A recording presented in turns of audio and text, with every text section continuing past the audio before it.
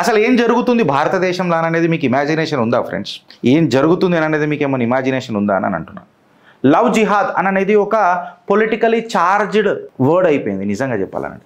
Long debated, చాలాసార్లు మనం చాలా డిబేట్లు చేసినాం దీని మీద. లవ్ జిహాద్ పొలిటికలీ చార్జ్డ్ వర్డ్ అయిపోయింది. కాకపోతే దీని మీద ఎవడన్నా డేటా తీసి కొట్టినరా? నాకు రోజు కనీసం ఒక్కటన్నా రెండన్నా ఖచ్చితంగా వస్తూనే ఉంటాయి నా మొబైల్కి. అన్న గిట్లయిందన్న దీని మీద మాట్లాడాను, అన్న గిట్లయిందన్న దీని మీద మాట్లాడాను. అయితే ఇవాళ మీకు ఒక ఘట్టం చెప్పబోతున్నా ఈ లవ్ జిహాద్లో. ఆమీర్ గాడి పేరు అమిత్ అయిపోయింది అనుకోండి, ఫైజాన్ గారి పేరు కేశవ్ అయిపోయింది అనుకోండి. అట్లనే చేస్తున్నారు కదా గిరీష్, ఇలా కొత్తగా ఏం మాట్లాడుతున్నావు? లీగల్గా చేంజ్ అయితే అదే ఇవాళటి డిస్కషన్ మన చిత్రగుప్తలో.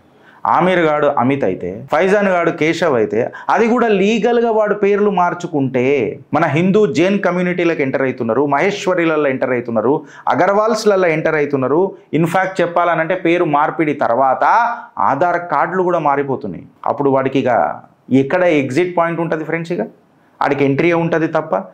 ఇది జస్ట్ కేవలం ఒక ఐడెంటిటీ ఫ్రాడ్ కాదు. ఇన్ఫ్యాక్ట్ ఇది ఒక socio religious infiltration strategy. And to the all the సనాతన ధర్మ సైనికులకు నేను చేతులు జోడించి విజ్ఞప్తి చేస్తున్నా.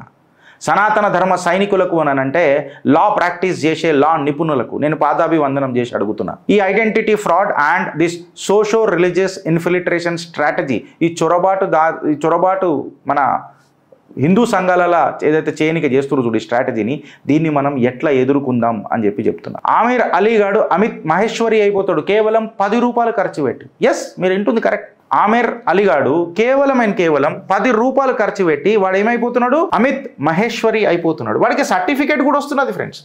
గిరీష్ అనేటోడు మాట్లాడేటప్పుడు ఏది హాలో మాట్లాడాడు, అబ్సల్యూట్గా మాట్లాడుతుంది. ఆమీర్ అలీ నుంచి వాడు ఇప్పుడు వాని పేరు మారిపోయి వాని పేరు ఏమొస్తున్నది అని అంటే ఎక్సెట్రా బాబీ ఖురానా అని పెట్టుకుంటాడు, లేకపోతే అమిత్ మహేశ్వరి అని పెట్టుకుంటాడు. ఆమీర్ అలీ నుంచి అమిత్ మహేశ్వరి కేవలం 10 రూపాయలలో. లీగలీ నేమ్ చేంజింగ్ ప్రాసెస్, భారత రాజ్యాంగాన్ని యూజ్ చేసుకొని కోర్టు ఫీజు 10 రూపాయలు కట్టి ఈ నేమ్ చేంజ్ అవుతున్నది. ఈ నేమ్ చేంజ్ కాగానే వాడికి కొత్త ఆధార్ కార్డు వస్తుంది, కొత్త పాన్ కార్డు వస్తుంది, కొత్త ఓటర్ ఐడి కార్డు కూడా వస్తుంది. అప్పుడు వాడు టెంపుల్ని విజిట్ చేస్తాడు. ఎందుకనంటే ఆధార్ కార్డు పెట్టగానే సాక్షాత్తు తిరుమల తిరుపతి దేవస్థానంలో కూడా ఆమీర్ అలీ అనేటోడు అమిత్ మహేశ్వరి లెక్క లోపలికి వెళ్ళిపోతాడు, దర్శనం చేసుకుంటాడు. వాడు అక్కడ ఏం చేస్తాడని అనేది ఎవరికి తెలుసు? వాడు మనస్తత్వంలో ఏమున్నదని అనేది ఎట్లా బయటపడుతుంది? ఈ ఐసోలేటెడ్ ఇన్సిడెంట్స్ ఏదో అక్కడెక్కడ అవుతలేవు దేశంలో, ఇది రిపీటెడ్ అవుతున్నాయి.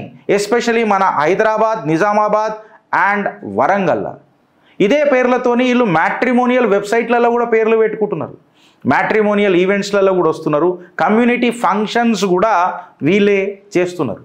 ఈ లవ్ జిహాద్ నెట్వర్క్ ఫండింగ్ ఏదైతుందో, ఈ పొలిటికల్ కొల్యూజన్ ఏదైతుందో, దీని మీద రీసెంట్ అలిగేషన్స్ తీసుకొని మనం మాట్లాడితే కాంగ్రెస్ లీడర్ ఎవరైతే ఉన్నారో ఫ్రెండ్స్, ఇగో మనోడు కాంగ్రెస్ లీడర్ అన్వర్ ఖాద్రీస్ కూతురే, డాటరే ఈ పెద్ద ర్యాకెట్ నడుపుతుందంటే మీరు నమ్ముతారా? ఆమెను అరెస్ట్ కూడా చేసిరట. Love jihadi and jihadi operative నరేటివ్స్లలో ఆమెను అరెస్ట్ కూడా చేసిరట. సీక్రెట్ సిమ్ కార్డ్స్ స్వాధీనం చేసుకున్నారట. సేఫ్ హౌసెస్ కూడా ఈమె నడుపుతుందట. హవాలా ఫండ్స్ వస్తున్నాయట.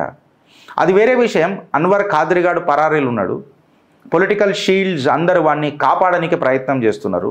వాడిని కాపాడి ఇది మ్యాటర్ని దఫనాంచే ప్రయత్నం చేస్తున్నారు. చిత్రగుప్తు దగ్గర చిట్టబడ్డాక మనం వదలం కదా, ఇది మీ ట్విట్టర్లలో కూడా చాలా చక్కర్లు కొడుతున్నది, మీరు చూసి చూడండి.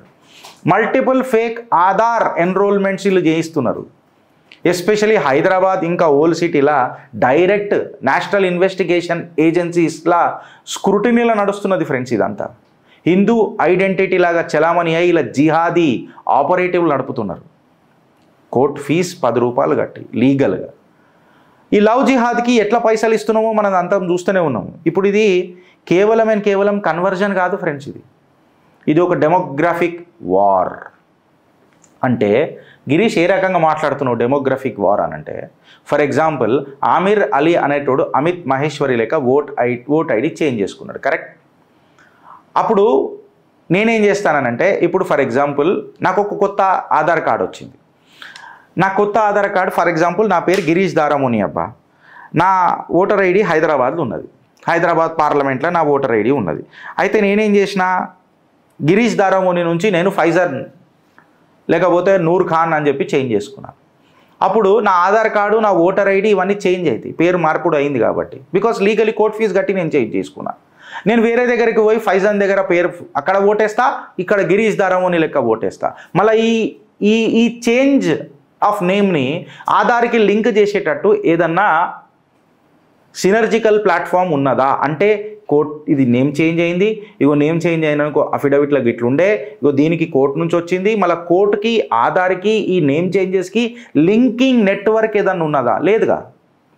నేనంతలా నేను పోయి అయితే ఖచ్చితంగా నేను నా పేరు మార్చుకున్నాను చెప్పగా, బికాస్ ఇది నేను ఖచ్చితంగా చేయాలని అనుకుంటున్నా. ఒక దగ్గర లవ్ జిహాద్ అవుతున్నది, ఇంకొక దగ్గర ఓటు జిహాద్ కూడా అవుతున్నది.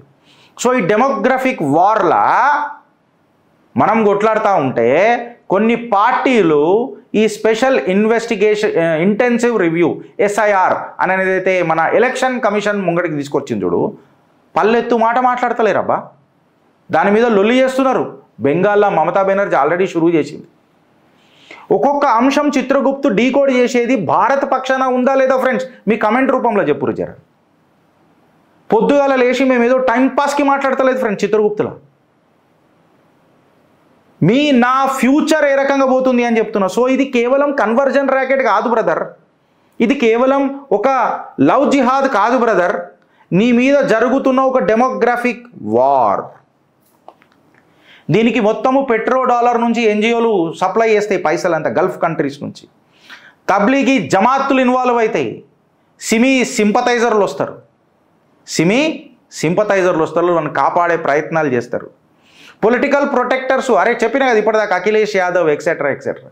మైనారిటీ అపీస్మెంట్ కోసము, ఓట్ బ్యాంక్ స్ట్రాటజీ కోసము మన గొంతులను దఫనాస్తారు. నువ్వు ఎప్పుడు మాట్లాడతావు బ్రదర్ అని చెప్పి నేను అడుగుతున్నా. సడన్గా నీ మహోల్లాకు అమిత్ మహేశ్వరి ఎందుకు వచ్చిండో అన్నది ఆలోచించాలా. వాడు పుట్టు పూర్వత్రాలు ఏంది అని చెప్పి మనం ఆలోచించాలా. ఇవాళ వాళ్ళు మన చట్టాలలో ఉన్న కొన్ని లూప్ హోల్స్ని పట్టుకొని వాళ్ళ ఆట ఆడుతున్నారు, మనతోని పాట పాడిస్తున్నారు ఫ్రెండ్స్. ఇలా ఇండియన్ లాలా నేమ్ చేంజ్ అనేది లీగల్. ఒక అఫిడవిట్ ఇచ్చేసి, న్యూస్ పేపర్ పబ్లికేషన్ ఇచ్చేసి, సింపుల్ గెజెట్ నోటిఫికేషన్ ఇచ్చేస్తే పేరు మారిపోతుంది. ఇది కాదా?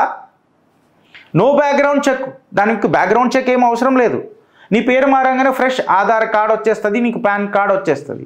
నీ fresh Aadhaar card pan card రాగానే నీకు ఓటర్ ఐడి వస్తుంది. నీ ఓటర్ ఐడి రాగానే నువ్వు ఎవడికి ఓటేస్తావో తెలియదు, నువ్వు రెండు సార్లు వేస్తావా, మూడు సార్లు వేస్తావా ఓటు.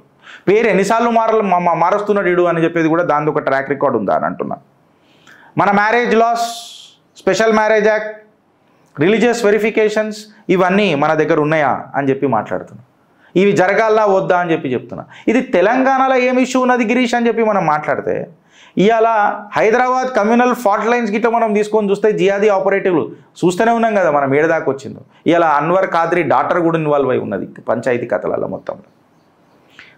దాని తర్వాత వాడు ఏ కాలేజీలకు ఎంటర్ అవుతాడో తెలియదు, ఏ టెక్ జాబ్లకు ఎంటర్ అవుతాడో తెలియదు, ఏ అర్బన్ అనానిమిటీ పేరు పెట్టుకొని లోపలికి వస్తాడో తెలియదు, ఏవన్నీ ఎట్లా రిక్రూట్మెంట్ చేయాలనో తెలియదు, నీ పక్కకు పనిచేస్తున్నాడు ఏ ఐడెంటిటీతో ఉన్నాడో కూడా తెలియదు. మళ్ళా ఈ ఇంటర్ ఫేత్ అలాట్మెంట్ కేసెస్ బాగా ఎక్కువైపోయినాయి.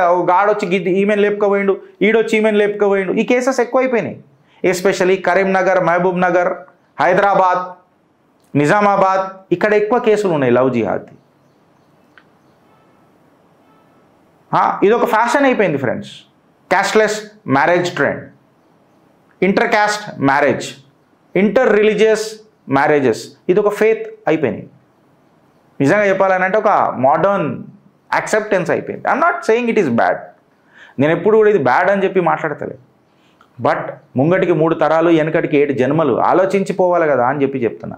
స్టాటిస్టిక్స్ ఏం చెప్తుంది తెలుసా friends? Available from the legal and law enforcement resources నుంచి, collected from the various newspapers and media agencies and several RTIs. దీన్ని కొలేట్ చేసేస్తే 2017 నుంచి 2024 వరకు ఇప్పటిదాకా 47 లవ్ జిహాద్ కేసుల రిలేటెడ్ FIRలు బుక్ అయినాయి తెలంగాణలో. 32 కేసెస్లో ఎవరైతే అక్యూజ్డ్ ఉన్నారో హిందూ నేమ్స్ మీదనే వీళ్ళు లవ్ జిహాద్ చేసిండ్రు. నేషనల్ ఇన్వెస్టిగేషన్ ఏజెన్సీ రిపోర్ట్స్ ప్రకారము 7 కేసెస్ బుక్ అయినాయి.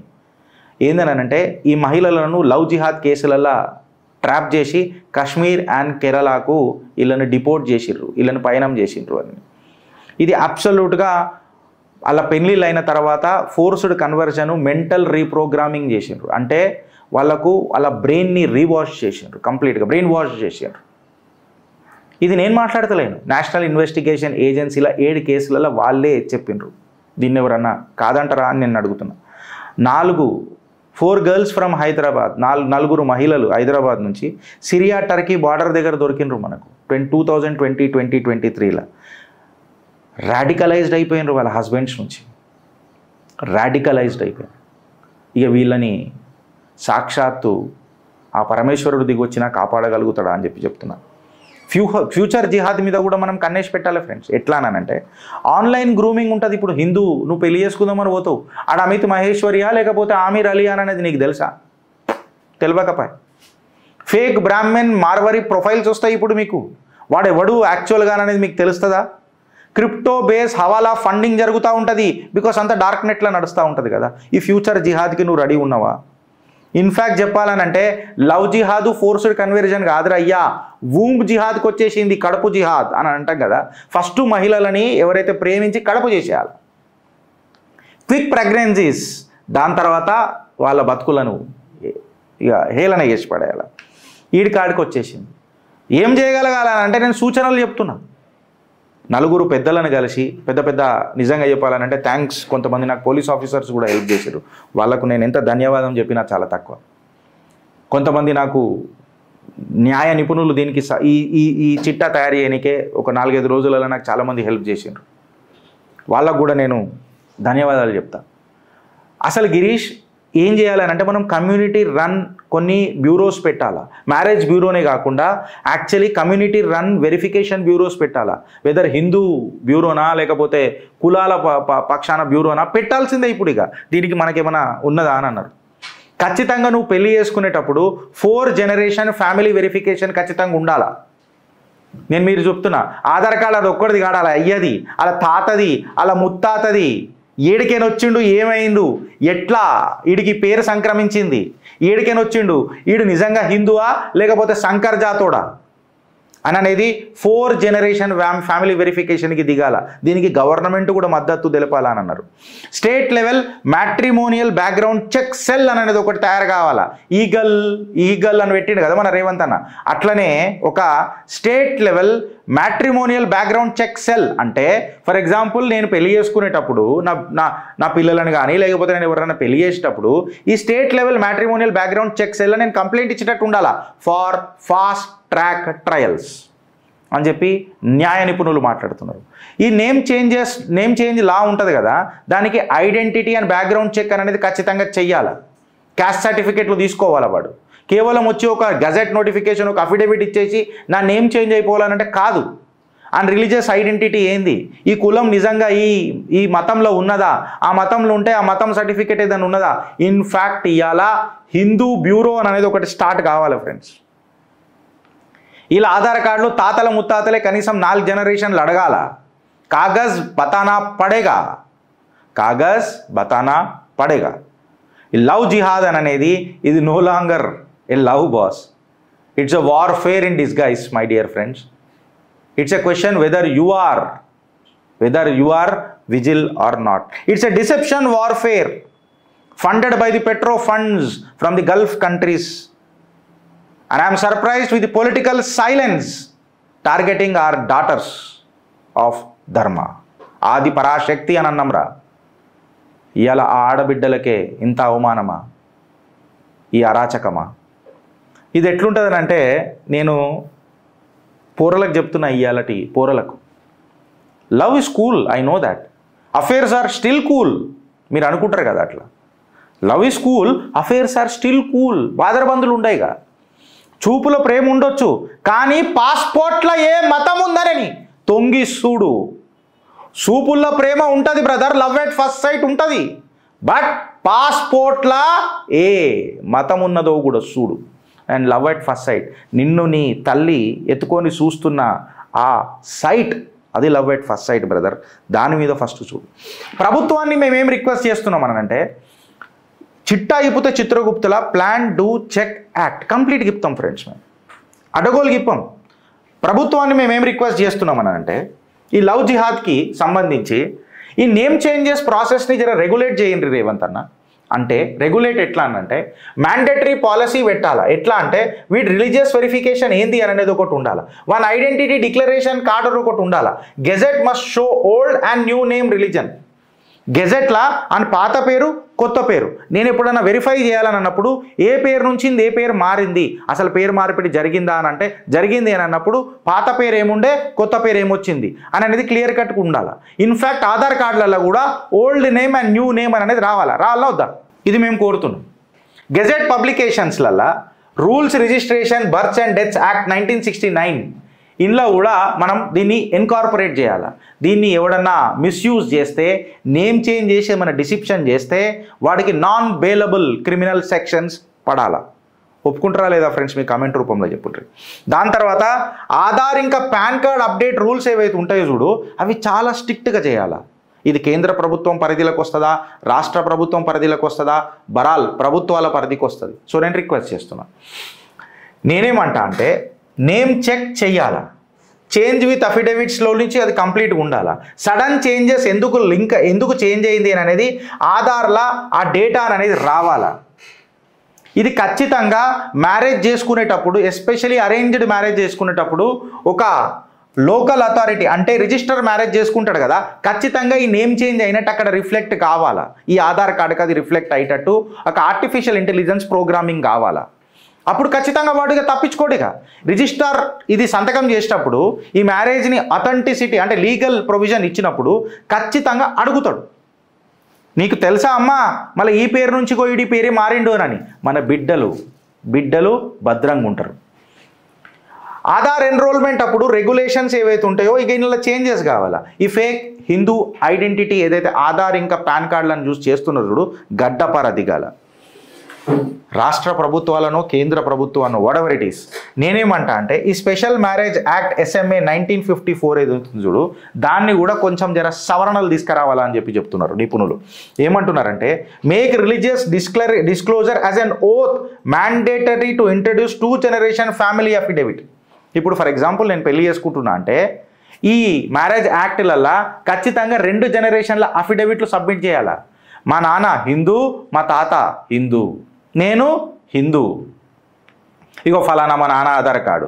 వెనకటికి మా తాతకు ఆధార్ కార్డు ఉండకపోవచ్చు, ఏదో ఒక దగ్గర ఐడెంటిటీ అయితే ఖచ్చితంగా ఉంటుంది కదా, ఏదో ఒక డెత్ సర్టిఫికేట్ కూడా ఉంటుంది కదా బరాల్ మనిషి చచ్చిపోయినా, అది ఇన్కార్పొరేట్ చేయాలా. ఇది స్పెషల్ మ్యారేజ్ యాక్ట్లా ఇన్కార్పొరేట్ చేయాలి. ఫ్రెండ్ చిత్రగుప్తు ఏదైనా ఇప్పితే కంప్లీట్గా ఇప్పుతుంది, కంప్లీట్ స్టేట్ ఉండి చిత్రగుప్తు ఇది కాగలే. ఇంకా ఇంకొకటి మేము ఏమంటున్నామనంటే ఈ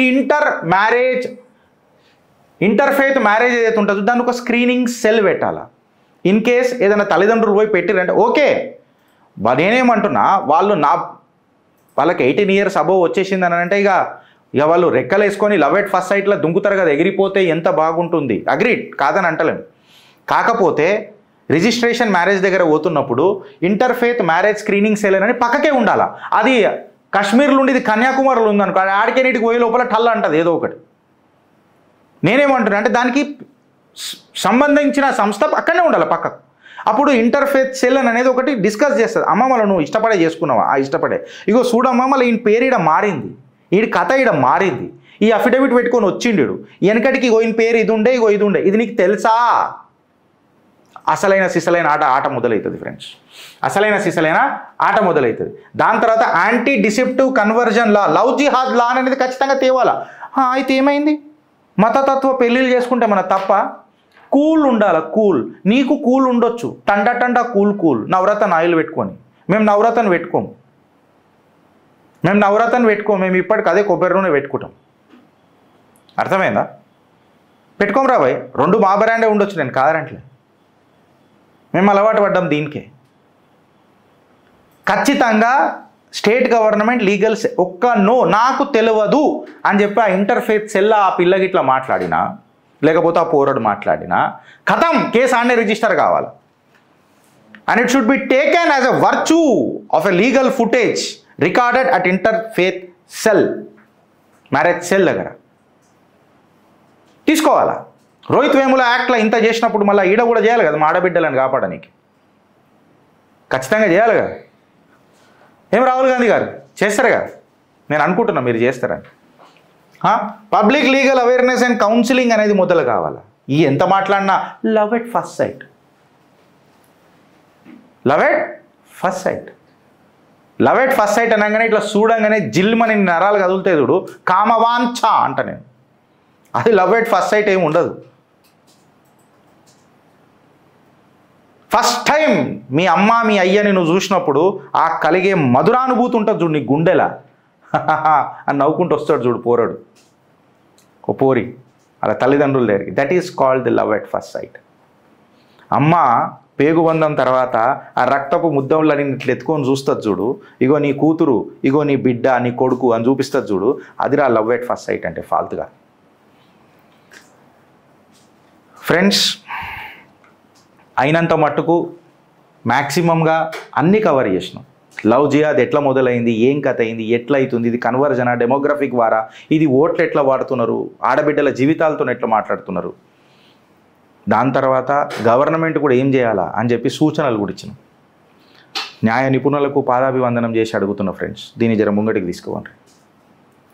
అప్రమత్తంగా ఉండండి. తల్లిదండ్రులకు ఈ చిట్టా అంకితం చేస్తున్నా. కంటెంట్ నచ్చితే ఒక నలుగురికి షేర్ చేయండి ఫ్రెండ్స్, ఎస్పెషల్లీ ఆడబిడ్డలు ఉన్నోళ్ళు, ఆ తల్లిదండ్రులు నలుగురికి షేర్ చేయండి. అండ్ ఈ కంటెంట్ నచ్చితే గిరీష్ మంచిగా ఉంది, కరెక్ట్ అయితే కరెక్ట్, లేకపోతే నువ్వు రాంగ్ అయితే రాంగ్ అని చెప్పి చెప్పండి. బరాల్ మమ్మల్ని లైక్ అండ్ కమెంట్ చేయరు, మోటివేషన్ వస్తుంది. లేకపోతే పొద్దుగాల లేచి చేయాలని అంటే మాకు కూడా ఇక అదవుతుంది. మా సంకల్ప బలం 5 లక్షల సబ్స్క్రైబర్లు మీ ఆదరణతో ఖచ్చితంగా మీరు ఆశీర్వదిస్తారని భావిస్తూ ఇది నలుగురికి షేర్ చేసి 4 జీవితాలను, 4 కుటుంబాలను, తద్వారా భారతదేశాన్ని, మన భారతమాత ముద్దు బిడ్డలైన ఆది పరాశక్తి పిల్లలని, భవిష్యత్ భారత్ని కాపాడతారని ఆశిస్తూ భారత్ మాతాకి జై.